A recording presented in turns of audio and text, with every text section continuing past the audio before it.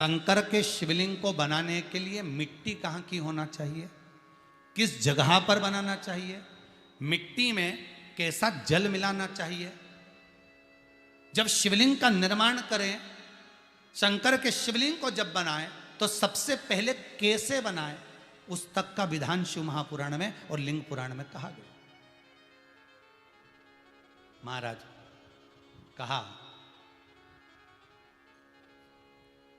क्यारे की मिट्टी हो, क्यारा मतलब समझिएगा जिस मिट्टी पर कोई गंदगी ना करी गई हो, ऐसी जगह का कोई भाग मिट्टी का लाया जाए जहां कोई गंदगी ना करे। शिव महापुराण की कथा कहती है।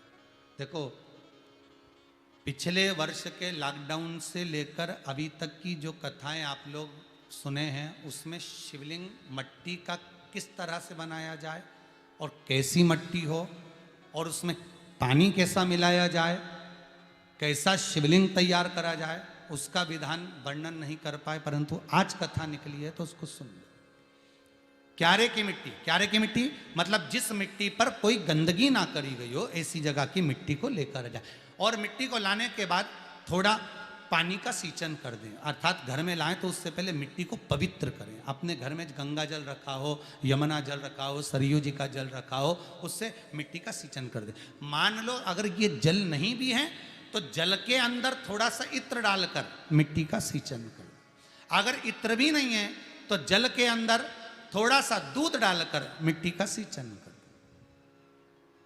दूध भी नहीं है तो एक बेलपत्री जल के अंदर डालकर उस पानी का सींचन कर। बेलपत्र भी नहीं है, पीपल का पत्ता डालकर उसका सींचन कर दें। पर मिट्टी पर घर में लाते से ही, ये नहीं कि मिट्टी आज लाए और तुमको शिवलिंग कल बनाना है, तो मिट्टी अगर एक दिन पहले लाए हो, 2 दिन पहले लाए हो, 4 दिन पहले लाए हो, तो उसी दिन जल का सींचन होना चाहिए। ये नहीं कि जिस दिन बनाएंगे उस दिन सींचन होगा।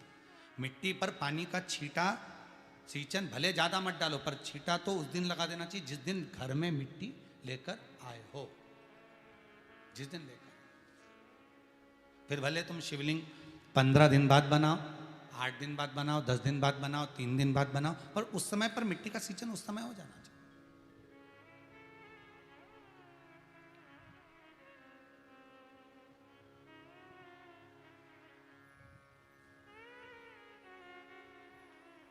फिर कहा जिस दिन शिवलिंग का निर्माण करो उस दिन प्रातः में अगर आप शिवलिंग बना रहे हैं तो ब्रह्म मुहूर्त में मिट्टी को गला दो।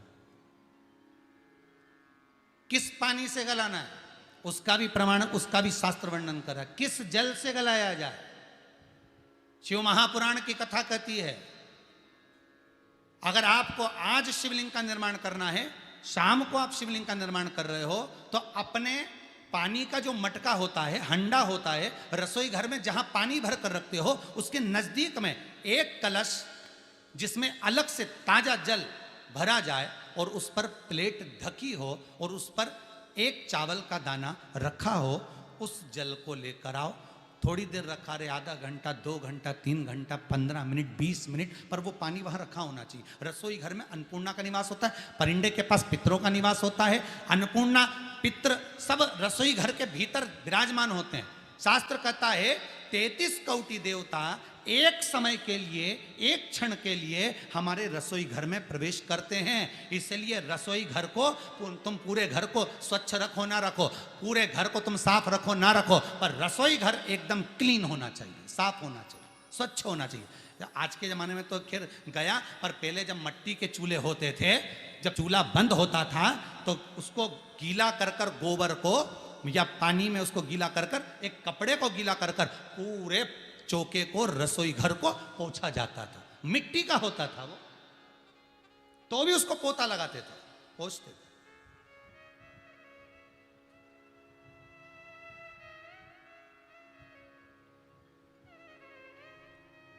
तो पहला क्रम है पार्थिव शिवलिंग का निर्माण। सावन के महीने में अगर आप शिवलिंग बनाते हैं, सोमवार को शिवलिंग बनाते हैं, तो नियम ध्यान रखिएगा महाराज, लिंग पुराण से है ये, इसका नियम ध्यान रखिए। क्या करना है, मिट्टी को लाना है, जल का छींटा देना, छींटा जरूर देना, घर में लेकर आए और जल का छींटा होना जरूरी है। 2 दिन तक 3 दिन तक मिट्टी रखी हुई है, और उसके बाद अगर आपने पानी का छींटा नहीं दिया है और आपने डायरेक्ट मिट्टी को गला दिया और उसके बाद बनाया, तो उसका कोई प्रमाण नहीं। जल का छींटा अवश्य। फिर उसको रख दें, 15 दिन बाद बनाओ, 4 दिन बाद बनाओ, 3 दिन बाद बनाओ, 2 दिन बाद बनाओ। शिवलिंग जब बनाओ तब उस मिट्टी को, जो कलश आपने रसोई घर में रखा है चावल का दाना रखकर प्लेट के ऊपर, अर्थात उस कलश का जल उस मिट्टी में थोड़ा सा डालिए। क्यों डाला जाता है उसका भी भाव वर्णन किया है। अब भविष्य पुराण, स्कंद पुराण और अग्नि पुराण, इन तीनों से ले लिया गया। वर्णन किया गया, जब उस कलश का जल हम डालते हैं तो उस कलश में पितरों का भाव आ जाता है, अन्नपूर्णा का भाव आ जाता है, घर में लक्ष्मी का भाव आ जाता है, संपदा का भाव आ जाता है।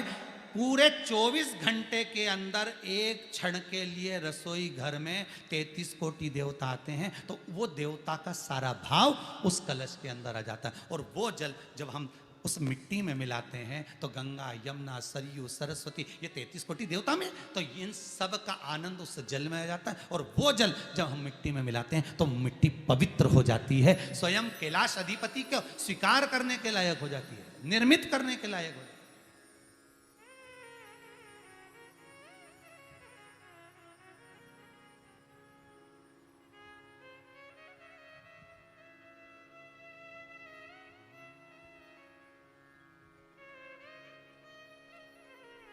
शिवलिंग का निर्माण।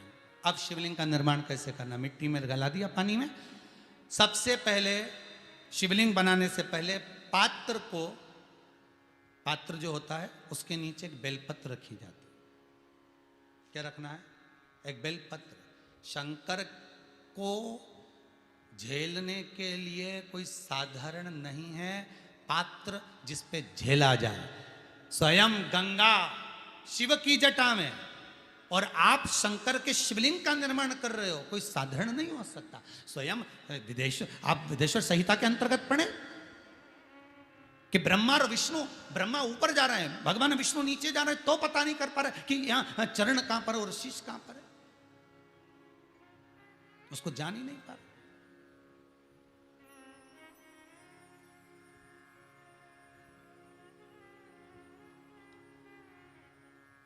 बस एक बेलपत्र, साधारण भाव में बेलपत्र भी सीधा भाग, और इस बेलपत्र की जो डंडी है वो उत्तर दिशा में रखना है थाली के अंतर्गत। जब आप शिवलिंग का निर्माण करें उत्तर, इसके ऊपर जो गलाई हुई मिट्टी है वो डाल दीजिए, और डालने के बाद सबसे पहले शिवलिंग का स्वरूप बनाना है। सबसे पहले नीचे की जलाधारी नहीं बनाना, क्या बनाना है?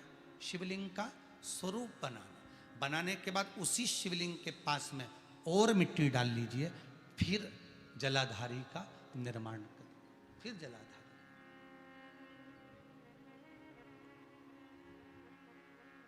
शिवलिंग जलाधारी निर्मित हो गई। शंकर जी का संपूर्ण परिवार शिवलिंग में रहता है, आपको पहले भी कहा। भगवान भूत अधिपति भूतेश्वर, भगवान शिव का संपूर्ण परिवार शिवलिंग में, पहले भी कथा में कहा, आज फिर आपको वर्णन कर देते हैं। जैसे ये जलाधारी है गोल, ये चरण है, ये शिवलिंग है। ये जो गोल भाग है जहां पर भगवान शंकर का शिवलिंग रखा है, ये पार्वती जी का हस्त कमल है।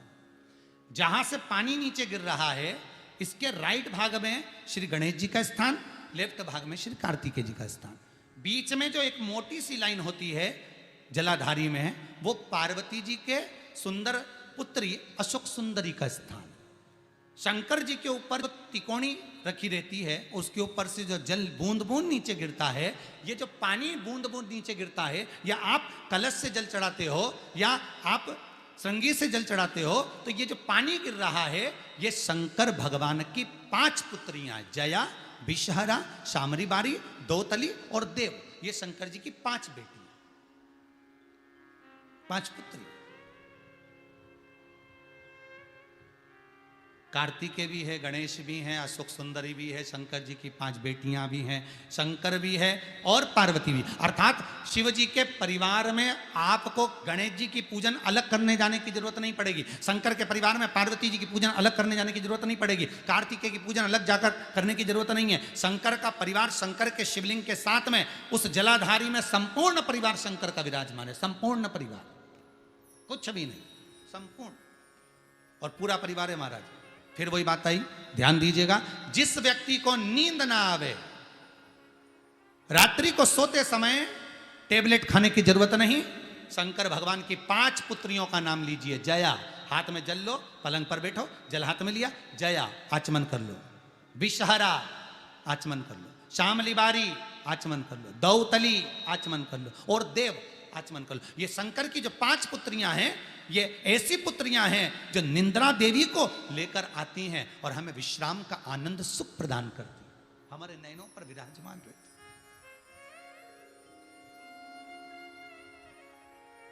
हाँ, यदि विवाह नहीं हो रहा, शादी नहीं हो रही है, बहुत समय से लगन देख रहे हो, शादी नहीं हो रही, बहुत समय से परेशान हो गए कि विवाह ही नहीं हो रहा, हम तो टेंशन में पड़ गए, लड़की 28 साल 30 साल का लड़का हो गया, विवाह नहीं हो रहा, कुछ मत करो। अष्टमी तिथि आए तो अशोक सुंदरी वाली जो जगह है वहां पर हल्दी की 7 बिंदियां लगा दो, लड़का लड़की का हाथ उस बिंदी पर रखवा दो, उसका नाम गोत्र बोलो, उसी हल्दी में उसके हाथ पीले करवा दो और पीपल के पेड़ पर उस हाथ के 5 छापे पड़वा दो, 3 महीने में विवाह पक्का हो जाता है महाराज। उसका इतना, अशोक सुंदरी के उस हल्दी का इतना प्रमाण,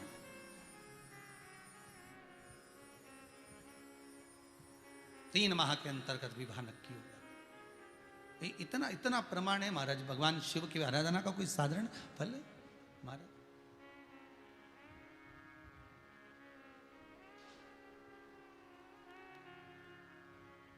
निर्मित करा शिवलिंग। एक बार सब जितने भी टीवी पर बैठे हैं, सम्मुख में कथा सुन रहे हैं, फेसबुक यूट्यूब पर सुन रहे हैं, एक बार साथ में समझें वापिस निर्माण को, शिवलिंग के निर्माण को। मिट्टी लाए, स्वच्छ जगह की, जल का छींटा दिया, रखा। जब शिवलिंग बनाया तो 1 कलश पानी पहले से 2 घंटा, आधा घंटा, 15 मिनट, 20 मिनट पहले उसको रख दिया, उसी पानी से उसको गीला करा। गीला करने के बाद उसका निर्माण सबसे पहले बेलपत्री, बेलपत्री के ऊपर मिट्टी, मिट्टी के ऊपर रखकर शिवलिंग का निर्माण, फिर जलाधारी का निर्माण और शिवलिंग का निर्माण पूर्ण होने के बाद में फिर बाबा का सुंदर भाव से आप श्रृंगार करें, अभिषेक करें, पूजन करें।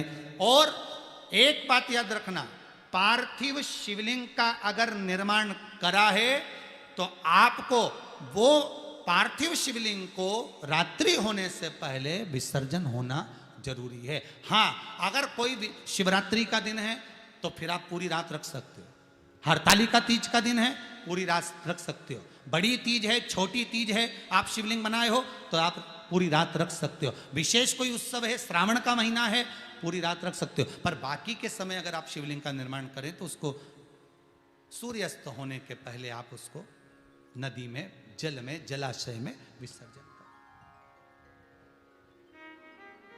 बहुत ध्यान दीजिएगा, विसर्जन करते समय जब आप विसर्जन करें, पानी में अपने पात्र को, शिवलिंग को जब छोड़ें, उस समय पर ध्यान दीजिएगा कि शिवलिंग की जो जल की धार है, जिसका उत्तर की ओर जो जल की धार होती है, विसर्जन करते समय वो जल की धार अर्थात वो उत्तर का भाग हमारी ओर होना चाहिए और थाली इस तरह से पकड़ें कि वो भाग हमको जब डालें तो वो भाग हमको दिखे, थोड़ा सा नजर आए पानी में डालते समय। और जब वो थोड़ा भाग दिखता रहे, और जिस लिए आपने शिवलिंग बनाया, जिस कामना से आपने शिवलिंग बनाया है, वो कामना उस भाग को पानी में देखते देखते बोल दीजिए, वो कामना पूर्ण हो जाती है। इसको कहते हैं पार्थिव शिवलिंग का निर्माण करना और उसकी आराधना करना,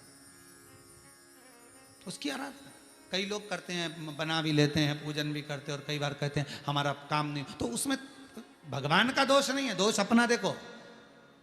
आप आए नहीं, सुबह हो गई, मेरी पूजा की थाली धरी की धरी रहे, क्यों नहीं आए, किस लिए नहीं, वो हमें देखना।